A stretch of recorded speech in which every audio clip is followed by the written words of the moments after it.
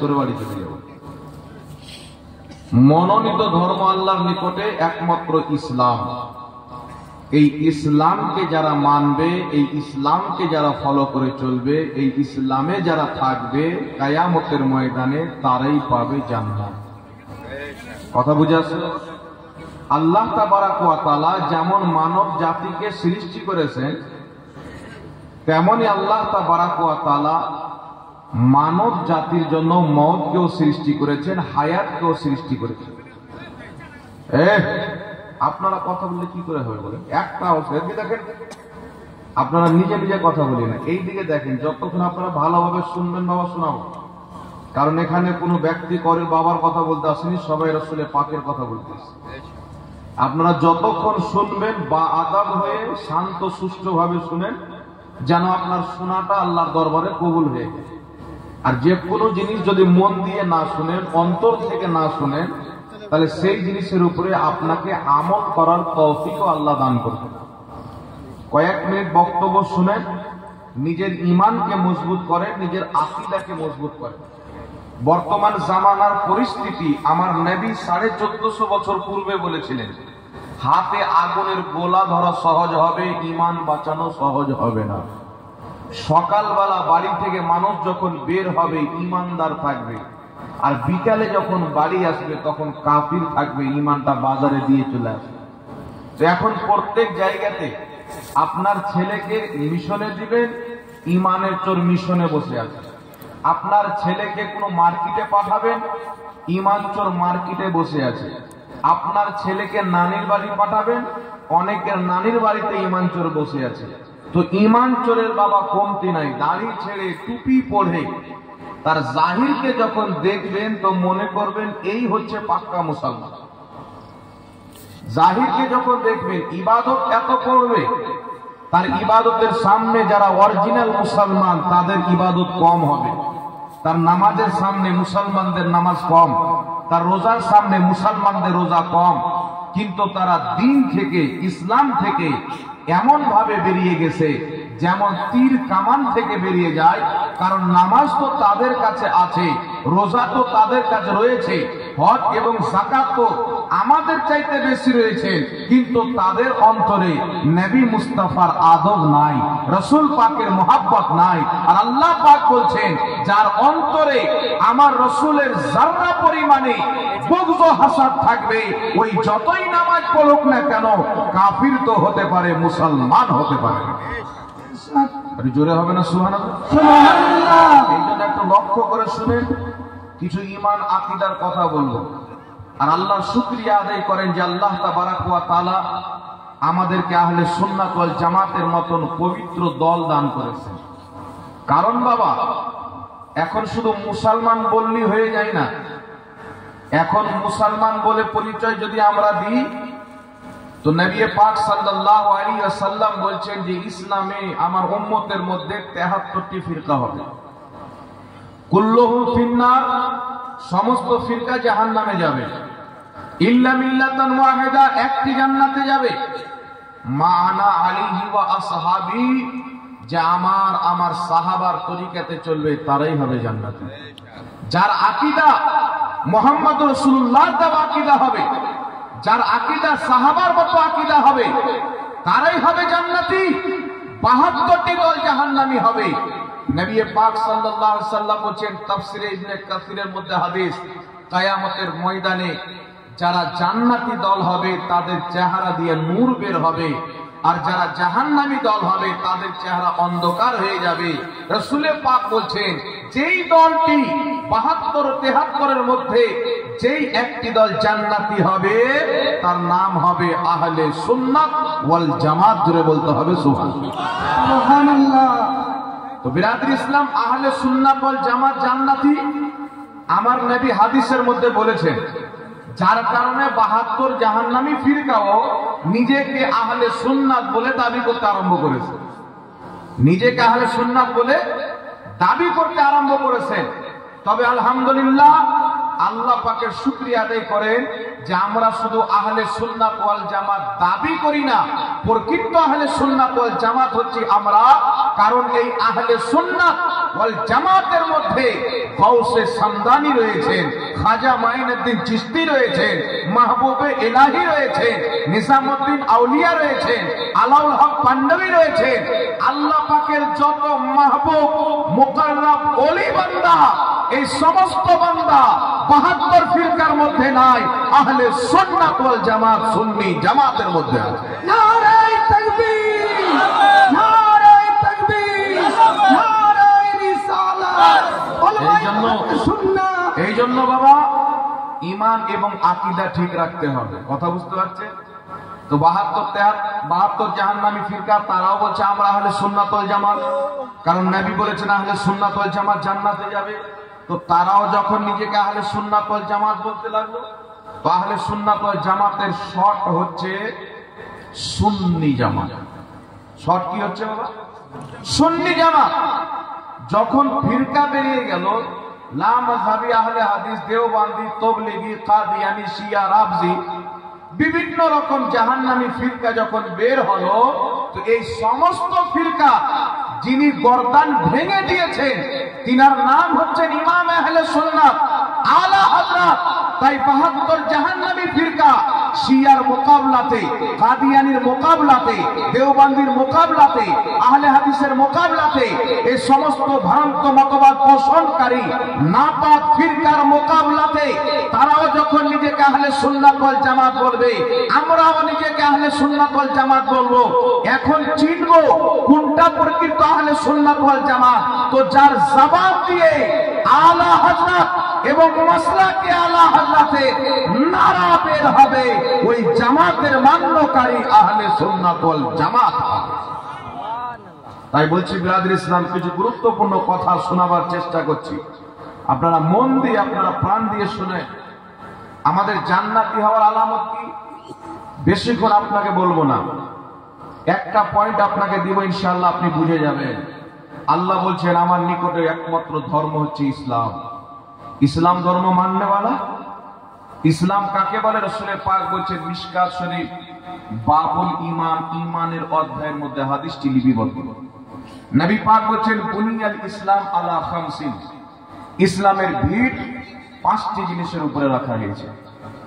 প্রথম, লা ইলাহা ইল্লাল্লাহ মুহাম্মাদুর রাসূলুল্লাহ, আল্লাহকে এক বিশ্বাস করা, মুহাম্মদ সাল্লাল্লাহু আলাইহি সাল্লামকে আল্লাহ রাসূল মানা, আখরি নবী মানা, এর নাম হচ্ছে ঈমান। ইকামিস সালাত, ইতাই যাকাত, ওয়াল হজ্জ ওয়া সাওমে রমজান, তারপরে রোজা রাখা, তারপরে নামাজ পড়া, তারপরে হজ করা, তারপরে যাকাত দেওয়া। এই 4টা জিনিস চলে আসলো। তো প্রথম হচ্ছে বাবা ঈমান। যার ঈমান আছে তার জন্য রোজা আছে, যার ঈমান নাই তার জন্য রোজা আছে কি? কথা বলে, রোজা আছে? যার ঈমান রয়েছে তার উপরে রোজা ফরজ। এখন 5টি ভিত আমার আপনার নবী বলেছেন, তার মধ্যে হবে হজ বেকার হবে, যাকাত বেকার হবে। তাই আমাকে আপনাকে ঈমান ওটাই রাখতে হবে যেটা মুহাম্মদ রাসূলুল্লাহ থেকে নিয়ে, কারবালার ইমামে হুসাইন থেকে নিয়ে, বাগদাদের গাউসে পাক পর্যন্ত, বাগদাদের গাউসে পাক থেকে নিয়ে খাজা মাইনুদ্দিন চিশতি পর্যন্ত, খাজা মাইনুদ্দিন চিশতি থেকে নিয়ে আপনার নিজামুদ্দিন আউলিয়া পর্যন্ত, নিজামুদ্দিন আউলিয়া থেকে নিয়ে সিরাজউদ্দিন আখি পাক পর্যন্ত, সিরাজউদ্দিন আখি পাক থেকে নিয়ে আলাউল হক পান্ডবী পর্যন্ত, যেই আকীদা আপনার 1450 বছর থেকে ধারাবাহিক আজ পর্যন্ত চলে আসছে, ওই আকীদায় থাকতে হবে, অর্থাৎ আহলে সুন্নাত ওয়াল জামাতে কায়েম থাকতে হবে। এই আকীদাটাই হচ্ছে নবীর দেওয়া আকীদা, সাহাবার দেওয়া আকীদা। জোরে বল সুবহানাল্লাহ। এখন একটা কথা বলি, কোন ব্যক্তি যদি ঈমান আনার পর কোন একটি জিনিসকে অস্বীকার করে, সেটা যদি জরুরিয়াতে দ্বীন হয়, দ্বীনের জরুরি জিনিস হয়, সেই ব্যক্তি যতই নামাজ পড়ুক ঈমান তার টিকে থাকে না। আপনাকে একটা উদাহরণ দিয়ে দিচ্ছি। একজন ব্যক্তি আল্লাহকে এক মানে ওয়াহদাহু লা শারীক বিশ্বাস করে, মুহাম্মদ সাল্লাল্লাহু আলাইহি সাল্লামকে আল্লাহর নবীও মানেন, আখিরি নবী মানেন, প্রত্যেক নবীকে, প্রত্যেক আসমানি কিতাবকে, ফেরেশতাকে, জান্নাত জাহান্নাম সব মানে। কিন্তু ওই ব্যক্তি বলছে হুজুর কিয়ামত হবে আমি বিশ্বাস করি না। লোকটা মুসলমান থাকবে? কথা বুঝতে পারছেন? সব মানে, শুধু কিয়ামত হবে এটাই বিশ্বাস করে না লোকটা, কাফির মুসলমান নয়। কারণ কিয়ামত হবে এটা জরুরিয়াতে দিন, এর উপরে ঈমান রাখা আবশ্যক, ঈমান রাখতেই হবে। তো নামাজ পাঁচ ওয়াক্তের পড়ছেন, রোজা রাখছেন, হজ করছেন, যাকাত দিচ্ছেন, নবীকে মানেন, আল্লাহকে মানেন, প্রত্যেকটা জিনিসকে মানেন, কিন্তু শুধু একটা অস্বীকার করছে কিয়ামত। তবুও শরীয়ত বলছে ওই ব্যক্তি মুসলমান নয়। মানে ঈমান আনার পর কোন ব্যক্তি যদি একটা কুফরি করে, সেই ব্যক্তির ৯৯টা দেখা যাবে না, একটা কুফরি যদি থাকে তাকে কাফির মানতে হবে। আর ইসলামের মধ্যে কাফিরকে কাফির বলা, মুসলমানকে মুসলমান বলা জরুরিয়াতে দিন। কোন ব্যক্তি যদি বলে কাফিরকে কাফির বলা যাবে না, ওই ব্যক্তি গুমরা, পথভ্রষ্ট। কারণ আল্লাহর কোরআন যখন খুলবে, আল্লাহর কোরআন বলতেছে, কোরআন পাকের মধ্যে আল্লাহ পাক ১১৪টি সূরা দিয়েছে। আল্লাহ এই কোরআন পাকে কাফিরকে বলছেন ইয়া আইয়ুহাল কাফিরুন, মুমিনকে বলছেন ইয়া আইয়ুহাল মুমিনুন। তো মুমিনকে মুমিন বলা, কাফিরকে কাফির বলা, এটা আল্লাহর কোরআনের তরিকা। জোরে বলেন সুবহানাল্লাহ। এই জন্য যে কাফির তাকে কাফির বলতে হবে। কিছু লোক যুক্তি বের করেছেন, একটু ধ্যান দিয়ে শুনবেন। কিছু জাহিল লোক বেরিয়েছে, রাসূল পাক বলছেন কিয়ামতের পূর্বে জাহিলরা আলিম সাজবে, মানুষ তাদেরকে ফতোয়া জিজ্ঞাসা করবে, তারা ভুলভাল ফতোয়া দিয়ে নিজে পথভ্রষ্ট হবে, মানবকেও পথভ্রষ্ট করবে। তো এইরকম জামানাতে আমরা চলে এসেছি। কিছু মৌলবি বলতে চায় যে যদি আপনার বাড়ির পাশে কোনো হিন্দু ভাই থাকে তাকেও কাফির বলা যাবে না। বলছে কেন বলা যাবে না? একটা দেখবেন বর্ধমান দিকে একটা পোল্ট্রি মুরগি বক্তা বেরিয়েছে, ওকে দেখলেন না হাতি সুরকে দেখলেন, জি ওর চেহারা দেখবেন তো মনে হবে মুসলমান ৫ ওয়াক্তের নামাজ পড়ে, শয়তান ৫ ওয়াক্ত ওর চেহারায় পেশাব করে। এইরকম নাপাক মৌলবি বলছে পাশে যদি কোনো হিন্দু ভাই বাড়ি থাকে সেই হিন্দু ভাইকেও কাফির বলা যাবে না। কেন বলা যাবে না? তো যুক্তি দিচ্ছে যদি মরার আগে মুসলমান হয়ে যায়, তাহলে তোমার মাকে মা বলিও না যদি তোমার আব্বা মরার আগে তালাক দিয়ে দেয়, না কি বলেন? হতে পারে কি পারে না? যদি বলেন জি, তাহলে তোমার আব্বার স্ত্রীকে তুমি এক কাজ করো, তোমার আব্বার স্ত্রীকে আমাদের স্ত্রী বলো, কারণ হতে পারে তোমার মা আমাদের সাথে পালিয়ে যেতে পারে। তো এইগুলো হচ্ছে জাহিল মৌলবীর বাবা। কলকাতাকে কলকাতা বলিও না, হতে পারে দিল্লি হয়ে যাবে, না হতে পারে কি পারে না? বাবা ফয়সাবাদের নাম চেঞ্জ হয়ে অযোধ্যা হয়েছে কি হয়নি? উর্দু বাজারের নাম চেঞ্জ হয়ে হিন্দি বাজার হয়েছে। তো অনেক কিছু চেঞ্জ হচ্ছে, আরো চেঞ্জ হয়ে যেতে পারে। তো আপনাকে কেউ যদি জিজ্ঞাসা করে বাড়ি কোথায়, তো আপনারা মালদা বলিয়েন না। কেন মালদা বলবেন না? হতে পারে যে বিজেপি সরকার এসে মালদার নাম চেঞ্জ করে টালদা রেখে দেয়। এগুলো পাগলা মৌলবি, এদেরকে ভাদর মাসের কুকুর কামড়ায়। এর কোনো এলাজ নাই, এর এলাজ হবে কবরে। যেমন কবরে যাবে ফারিস্তা মুক্কা দিবে, ওর দাঁতও ঠিক হয়ে যাবে, ওর আকীদাও ঠিক হয়ে যাবে। কিন্তু কবরে গিয়ে আকীদা ঠিক হলে কাজ দিবে না। কথা হচ্ছে আকীদা দুনিয়াতে ঠিক করতে হবে। তাই কাফিরকে কাফির বলা, মুসলমানকে মুসলমান বলা, এটা হচ্ছে জরুরিয়াতে দিন। কোন ব্যক্তি যদি কোন মুসলমানকে কাফির বলে, সে যদি কাফির না থাকে রাসূল বলছেন সে নিজে কাফির হয়ে যাবে। তাই মুসলমানকে মুসলমান বলতে হবে, কাফির বলা যাবে না। কেউ যদি কোনো কাফিরকে মুসলমান বলে সে নিজে কাফির হয়ে যাবে, কারণ কাফিরকে কাফির বলতে হবে, মুসলমান বলা যাবে না। যেমন বর্তমানে বাংলাদেশে কিছু মাতাল মৌলবি বেরিয়েছে, ইহুদির ৫টা গোলাম। এরা বলতে চায় যে আবু জেহেল মুসলমান ছিল, আবু জেহেল মুসলমান ছিল, ওর বাপ কলমা পড়াইছিল। বুঝতে পারছেন? তো এইরকম জাহিল মৌলবি আছে। আবু জেহেলের কাফির হওয়াতে কোনো সন্দেহ আছে? কথা বলার কোনো সন্দেহ আছে? আবু জেহেলের কাফির হওয়াতে সন্দেহ নাই। কোন মৌলবি যদি আবু জেহেলকে মুসলমান বলে, ও মৌলবি কাফির, তার বউ পর্যন্ত তালাক পেয়ে। কথা বুঝতে পারছেন বাবা? একটা কথা মনে রাখবেন, উঠান কোরআন পাক তাফসিরে নিশাপুরের মধ্যে লিপিবদ্ধ রয়েছে। আমাকে একটু ধ্যান করে ধ্যান দিয়ে দেখেন। হযরত ইবনে আব্বাস থেকে বর্ণিত, একজন মুনাফিক, একজন সাহাবী যখন উটনি হারিয়ে গেল, আমার আপনার নবী বললেন উমুকের উটনি উমুক জঙ্গলে উমুক জায়গাতে রয়েছে। তো নবী পাক যখন এই কথা বললেন, ওই মুনাফিক বাইরে গিয়ে বলছেন মুহাম্মদ সাল্লাল্লাহু আলাইহি ওয়াসাল্লাম বলে উমুকের উটনি উমুক জায়গাতে রয়েছে। মুহাম্মদ কি গায়েব জানে? ও তো গায়েব জানে না। আল্লাহ পাক তো জানেন যে আমার নবী তাওহীদ করে ফেলেছেন। আল্লাহ আয়াত দিয়ে পাঠালেন, ওয়ালা ইন সাআলতাহুম লা ইয়াকুলুন্না ইন্নামা কুননা নাকুদু ওয়া নালআবু কুল আবিল্লাহি ওয়া আয়াতিহি ওয়া রাসূলিহি কুনতুম তাস্তাহজিউন। আল্লাহ বলেন মানবো, ওই মুনাফিককে যদি তুমি জিজ্ঞাসা করো, সে বলবে আমি বাহানা করছিলাম, আমি মজাক করতেছিলাম, আমি ঠাট্টা করতেছিলাম। আল্লাহ পাক বলছেন তুমি কি আমার আয়াত থেকে ঠাট্টা করছো? আমার রাসূলকে নিয়ে ঠাট্টা করতেছো? বাহানা করিও না। লা তাতাজিরু কাদ কাফারতুম বাদা ঈমানিকুম। বাহানা করিও না, তুমি ঈমান আনার পর আমার নবীর গুস্তাখি করার কারণে কাফির হয়ে গেছো। আল্লাহ বলেন লা তাতাজিরু কাদ কাফারতুম বাদা ঈমানিকুম। তুমি আমার নবীর ইলমে গায়বের উপরে আমল তুলেছো, মানে আমার নবীর গুস্তাখি করেছো, বেয়াদবি করেছো। আমার নবীর বেয়াদবি করার কারণে তুমি কাফির ও মুরতাদ হয়ে গেছো। তো বুঝা গেল কিয়ামতের সকাল পর্যন্ত যেই ব্যক্তি রাসূলের কায়নাত আখরি নবী সাল্লাল্লাহু আলাইহি ওয়াসাল্লামের চুল পরিমাণে বেয়াদবি করবে, নামাজ থাক, রোজা থাক, হজ থাক, যাকাত থাক, ওই ব্যক্তিকে কাফির বলতে হবে। এটা আল্লাহ পাকের কোরআনের দেওয়া বিধান জন্য বলতে হবে। সুবহানাল্লাহ। ইমাম কাজী আয়াজ রাহমাতুল্লাহ আলাইহি শিফা শরীফের মধ্যে লিখতেছে, যদি কোনো ব্যক্তি নবী মুস্তাফার পবিত্র চুল মুবারককে বেয়াদবির নিয়তে, তাওহীদের নিয়তে চুলুয়া বলে দেয়, ওই ব্যক্তি কাফির হয়ে যাবে। যদি কোনো ব্যক্তি রাসূল পাকের জুতো মুবারককে জুতুয়া বলে দেয়, তাহলে সেই ব্যক্তি কাফির হয়ে যাবে।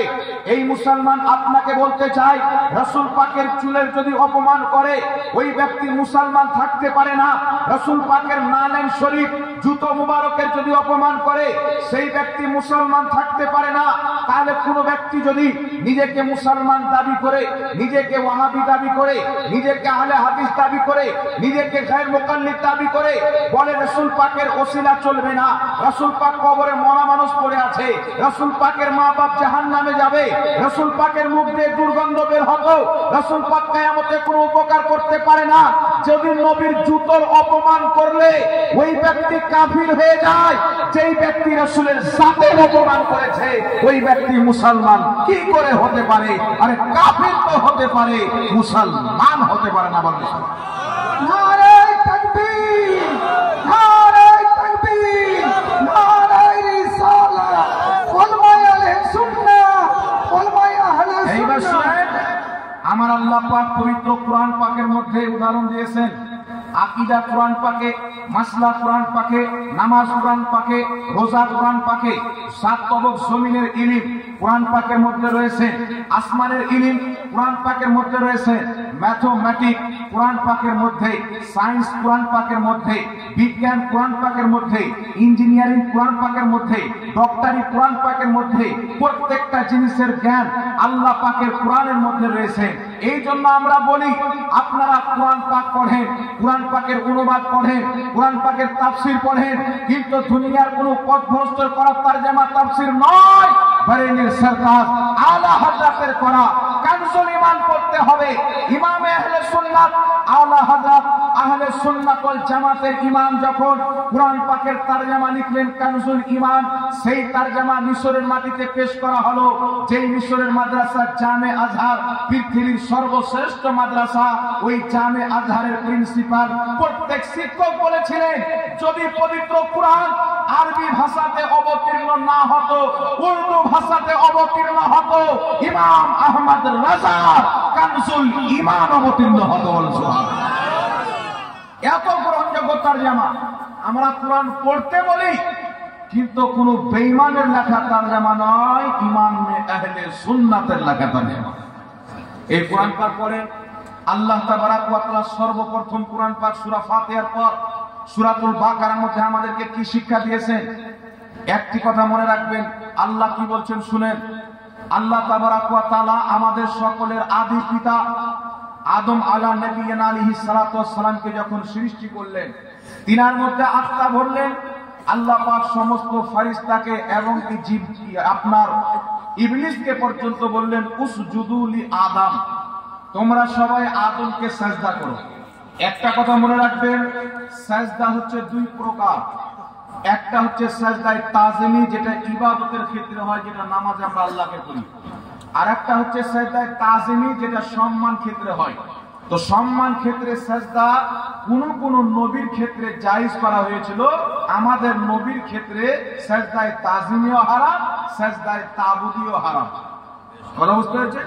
কোন রকম সাজদা আমাদের ইসলামে আল্লাহ ছাড়া কাউকে করা যাবে না। হ্যাঁ, সম্মানিত ব্যক্তি আছেন, পিতামাতা আছেন, নবী বংশের লোক আছেন, পীর মাশায়েখ আছেন, তাদের কদম বসি করা, সাহাবায়ে কেরামের সুন্নাত, আল আদাবুল মুফরাদের মধ্যে সহিহ হাদিস, হযরতে আলী নিজের চাচা হযরতে আব্বাসের কদমকে চুমু দিতেন। ইবনে মাজাহ, আবু দাউদের মধ্যে হাদিস, রাসূল পাকের কদমকে সাহাবা চুমুন দিয়েছে, হাতকে চুমুন দিয়েছে। তাই বুজুর্গ ব্যক্তির হাত পা চুমুন দেওয়া যায়, তবে সাজদা একমাত্র আল্লাহর জন্য। আদমের জন্য হুকুম হলো উসজুদু লি আদম, আদমকে সাজদা করো। কুরআন বলছেন ফাসাজাদু, সবাই সাজদা করলো, ইল্লা ইবলিস, কিন্তু ইবলিস সাজদা করলো না। এই পয়েন্টটা শুনেন, আর শুধু ব্রেনে নয়, কলিজাতে লিখেলেন, কলিজাতে। লাস্ট শ্বাস পর্যন্ত যদি এই পয়েন্টটা ধরে রাখতে পারে, যতই পাপ হোক না কেন, মরার পর এক না একদিন নবীর শাফাত পেয়ে জান্নাতে যাবে। কারণ এই পয়েন্টের মধ্যে ঈমান ভরা আছে। আর জাহান্নামী হলো দুই প্রকার, একটা হচ্ছে খুলুদ ফিন্নার, একটি হচ্ছে দুখুল ফিন্নার। একটি হচ্ছে চিরস্থায়ী জাহান্নামী, একটি হচ্ছে অস্থায়ী জাহান্নামী। কেউ যদি কুফরি করে মরে, রাসূল পাকের বা আল্লাহর চুল পরিমাণে বেয়াদবি করে মরে, সাজদা করো। ফাসাজাদু, সবাই সাজদা করলো, ইল্লা ইবলিস, কিন্তু ইবলিস সাজদা করলো না। শুনেছেন তো আপনারা? এটা তো সবাই জানেন যে সব সাজদা করেছিল, ইবলিস সাজদা করলো না। আল্লাহ পাক জিজ্ঞাসা করলেন, ইবলিস তুমি সাজদা কেন করলে না? কোন জিনিস তোমাকে বাধা দিল? তো ইবলিস বলেছিল, আল্লাহ আমি এই জন্য সাজদা করলাম না, তুমি আমাকে সৃষ্টি করেছো আগুন দিয়ে, আর আদমকে সৃষ্টি করেছো মাটি দিয়ে, আর মাটির চাইতে আগুন হচ্ছে উত্তম, তো আমি উত্তম হয়ে মাটিকে কি করে সাজদা করি? আল্লাহ তাবারাক ওয়া তাআলা ইবলিসকে কি বলেছিলেন? ওয়া কানা ওয়াস্তাকবারা মিনাল কাফিরিন। আল্লাহ তার উপরে কুফরির ফতোয়া দিয়ে কিয়ামত পর্যন্ত তাকে শয়তান বানিয়ে দিয়েছেন। না কি বলেন বাবা? একটু জোরে বলেন। আমার দিকে ধ্যান আছে না? বন্ধ করে দেবো? এদিক ওদিক মুখ কেন ঘুরাচ্ছেন আপনারা? একটু ধ্যান দিয়ে শুনেন বাবা, তাড়াতাড়ি শেষ করে দেবো। এই পয়েন্টটা ভালো করে শুনেন। আল্লাহ পাক হুকুম করলেন, সবাই সাজদা করলো, ইবলিস করলো না। না কি বলেন? তো ইবলিসকে আল্লাহ পাক কাফির বানিয়েছেন কি বানাননি? সে কুফরি করেছেন, আল্লাহ পাক তার উপরে কুফরির ফতোয়া দিয়ে দিয়েছেন। কিয়ামত পর্যন্ত তাকে লানাতি বানিয়ে দিয়েছেন, শয়তান বানিয়ে দিয়েছেন। এখন আপনাকে বলতে চাই, আমাকে বলে, ইবলিসের নামাজ ছিল কি ছিল না? বলেন। কোথায় থেকে আছেন আপনারা? এই এলাকার মানুষ বক্তব্য শুনতে যান, আমার বলে হবে বক্তব্য, ফালতু পানিতে চলে যাবে। পঞ্চানন্দপুরে গিয়ে পানিতে ফেলে চলে আসলে ভালো তো আপনাদের শোনার জন্য। ইদি উদি তাকাচ্ছেন মানে? এখন বক্তব্য দিচ্ছি আমি, আমার চাইতে কেউ সুন্দর আছে? এখন আমি বক্তব্য দিচ্ছি, আমি ইমান আকীদা আলোচনা করছি, কোরআন পাকের কথা বলছি, সবচেয়ে সুন্দর এখন আমি। কালো কলটা থাকলেও আমি সুন্দর, ধলো থাকলেও আমি সুন্দর, ট্যাপসা থাকলেও আমি সুন্দর। তো আমার দিকে তাকান করে এরকম বলছেন, কে এরকম করছেন? আমার মন তো অন্যদিকে চলে যাচ্ছে, যে আপনারা যখন এই দিকে তাকাচ্ছেন আমি নেমে দিয়ে বাড়ি চলে যাচ্ছি।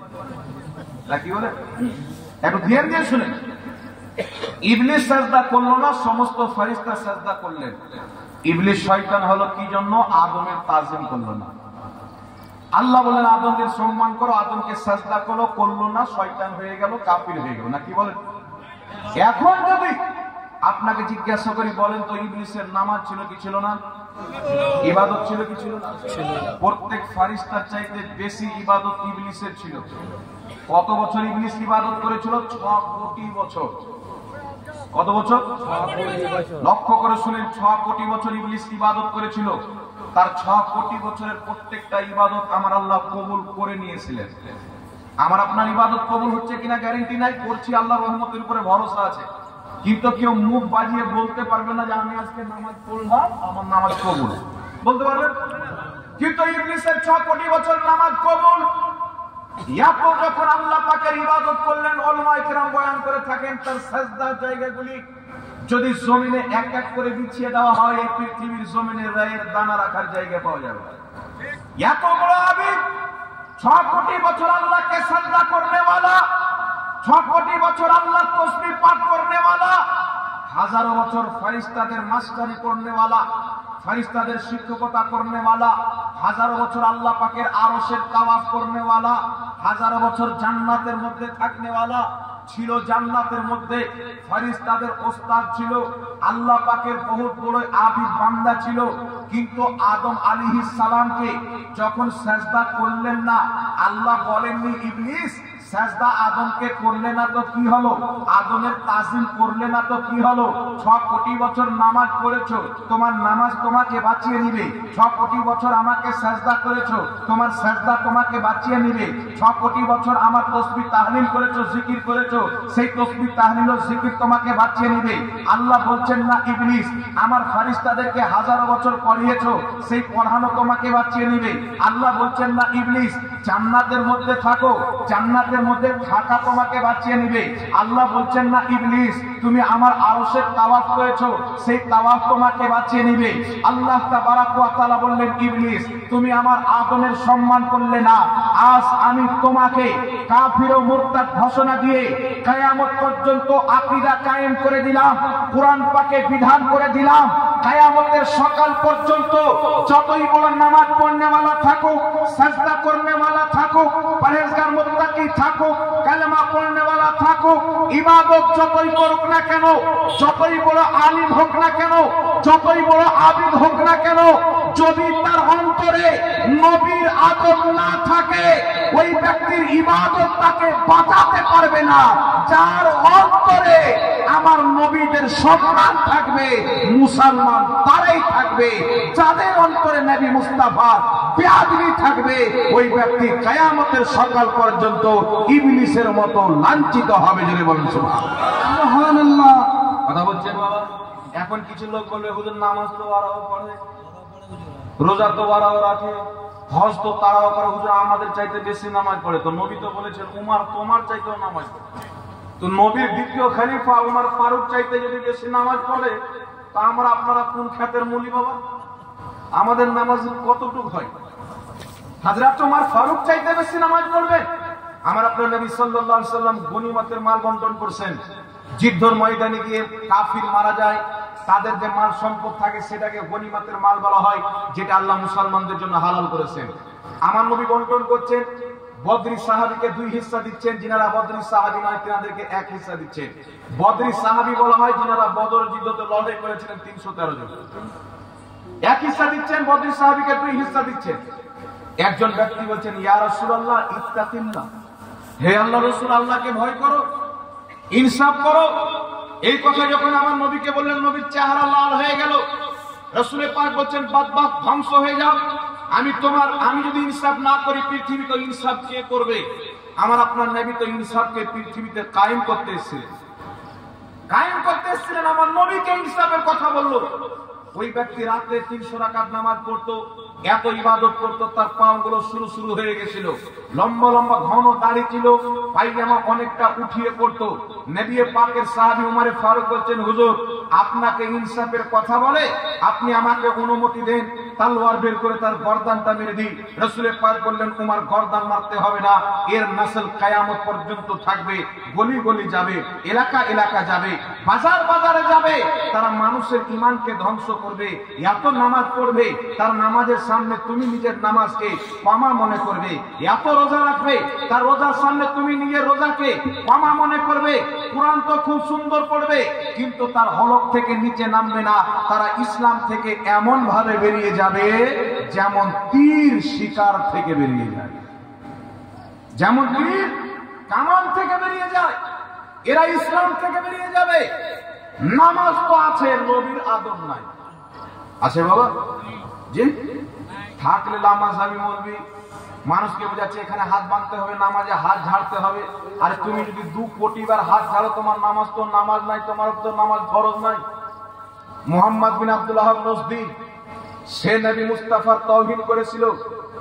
সে এবং নাসিরউদ্দিন আলবানী, এরা দুইজনকে ইহুদি খরিদ করে খাড়ো করেছিল মুসলমানের মধ্যে দ্বন্দ্ব তৈরি করার জন্য।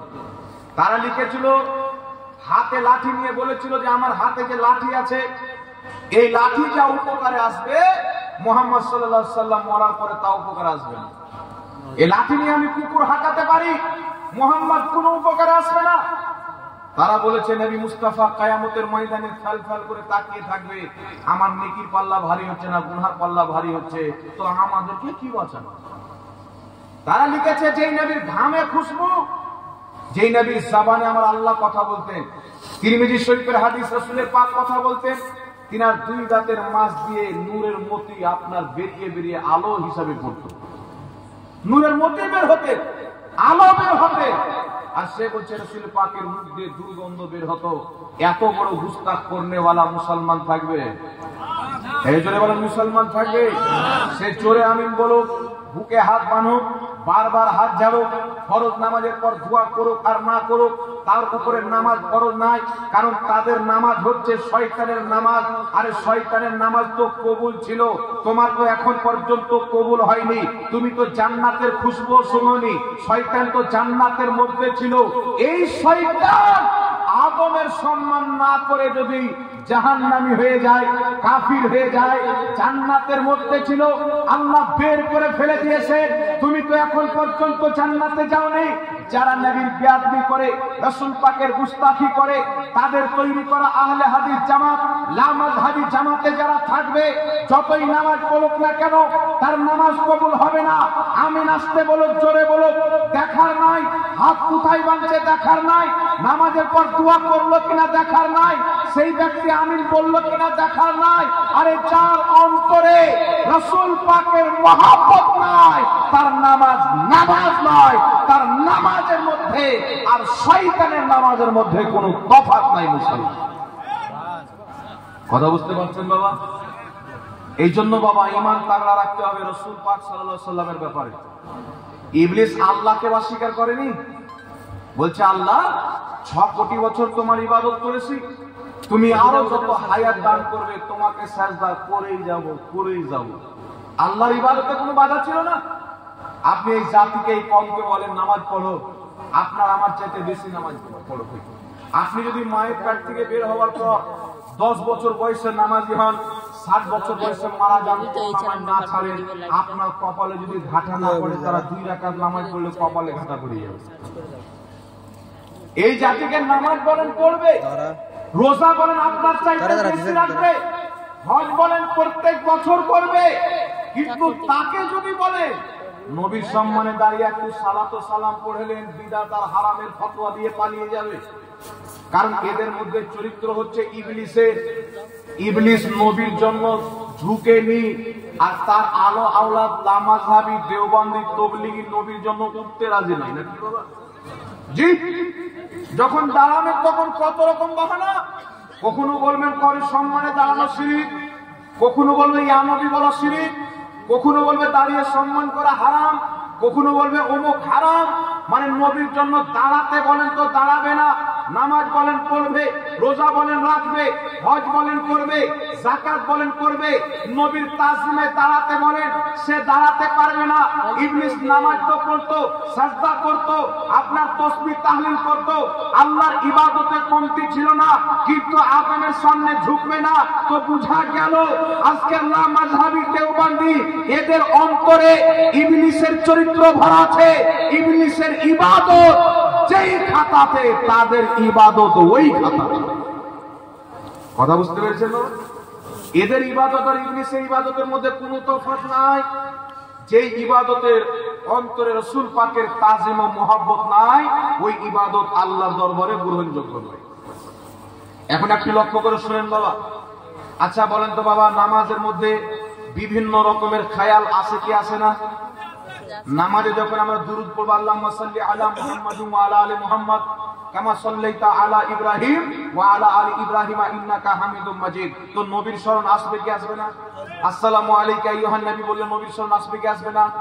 আহলে হাদিস এবং দেওবন্দি দুইজনের গ্রহণযোগ্য ইমাম ইসমাইল দেহলভী নিজের কিতাব সিরাতে মুস্তাকিম দেওবন্দের ছাপ 148 পৃষ্ঠার মধ্যে লিখছে, নামাজের মধ্যে যদি গরুর শরণ আসে নামাজ হয়ে যাবে, গাধার শরণ আসে তো নামাজ হয়ে যাবে, স্বামী স্ত্রীর মহব্বতের শরণ আসে তো নামাজ হয়ে যাবে, কিন্তু নবীর শরণ আসলে শিরিক হবে, নামাজ হবে না। বলেন এরা কোন নামাজ পড়ে? এরা শয়তানি নামাজ পড়ে কি পড়ে না? বলে আরে যেই নামাজের নবী মুস্তাফার খেয়াল নাই, স্মরণ নাই, ওই নামাজ তো আল্লাহর দরবারে নামাজই নয়। হযরতে আবু বকর সিদ্দিক নামাজ পড়ছেন, বুখারীর হাদিস লক্ষ্য করে শুনেন। হযরতে আবু বকর সিদ্দিক নামাজ পড়ছেন, ইমামতি করছেন। আমার আপনার নবী আসরের নামাজ হুজরা থেকে বের হলেন, সাহাবায়ে কেরাম ইশারা করলেন, হযরত আবু বকর সিদ্দিক বুঝতে পারলেন নবী বেরিয়েছেন। হযরতে আবু বকর সিদ্দিক মুসাল্লা থেকে এক পাও পিছে টেনে নিলেন। আমার নবী বলছেন আবু বকর নামাজ পড়াও। হযরতে আবু বকর সিদ্দিক পিছে চলে আসলেন, নামাজ পড়ালেন না, মুসাল্লা ছেড়ে দিলেন। নবীর সম্মান নামাজের ভিতরে, ইনি নামাজে দাঁড়িয়ে আছেন। আমার নবী হুজরা থেকে ঘর থেকে বের হলেন, মুসাল্লা ছেড়ে নবীর সম্মানে কাতারে এসে দাঁড়িয়ে গেলেন। মুসাল্লাতে আমার নবী দাঁড়িয়ে ইমামতি করলেন, সাজদা সহ করলেন না। রাসূল পাক বলছেন আবু বকর তোমাকে তো ইমামতি করার অনুমতি দিলাম, তুমি মুসাল্লা কেন ছেড়ে দিলে? হযরতে আবু বকর বলছেন হুজুর, যেখানে ইমামুল আম্বিয়া প্রত্যেক নবীদের ইমাম যেই জায়গাতে চলে এসেছে, আমি আবু বকর ইবনে কাহাফার কি মাজাল যে আমি মুসাল্লাতে থাকবো? ইয়া রাসূলুল্লাহ, আমি আপনার ইজ্জতের খাতিরে আপনার সম্মানে মুসাল্লা ছেড়ে মুক্তাদি হয়ে গেছে। আবু বকর সিদ্দিকের নামাজ খারাপ হয়নি। এ ওয়াহাবি কোন আসমানের নামাজ পড়ছে যে নবীর শরণ আসলে নামাজ হবে না? চিন্তা করেন বাবা, এই জাতির নামাজ হবে, এই জাতির নামাজ কবুল হবে। যাদের নামাজ কবুল হবে না, যাদের চরিত্র ইবলিসের ভরা আছে, তাদের পিছে মুসলমানদের নামাজ হবে। এই জন্য বলেন মুসলমানদের নামাজ হবে। আমাদের কিছু মুসলমান বলছে হুজুর ওরাও তো নামাজ পড়ছে, ওরাও তো হজ করছে, হুজুর মক্কা থেকে পড়ে এসে বক্তব্য দিচ্ছে, মদিনায় পড়নেওয়ালা, আজহার থেকে পড়ে আসনেওয়ালা আজহারি, এত বড় বড় আলিম, এমবিবিএস পাস করনেওয়ালা ডক্টর হাজার লোককে মুসলমান করছে, শত শত লোককে মুসলমান করতেছে। তাহলে এরা কি সব ভুল বলবে? এক একটা ভুল মানুষের হতে পারে। ভুল যদি ব্যক্তিগত হয়, চুরি করা ভুল থাকে, কাউকে মার্ডার করা ভুল থাকে। বুখারী শরীফের হাদিস, 100 জনের হত্যাকারীকে আল্লাহ ক্ষমা করেছে। বুখারী শরীফের হাদিস আছে না? 100 জনের হত্যাকারীকে আল্লাহ মাফ করে দিয়েছেন।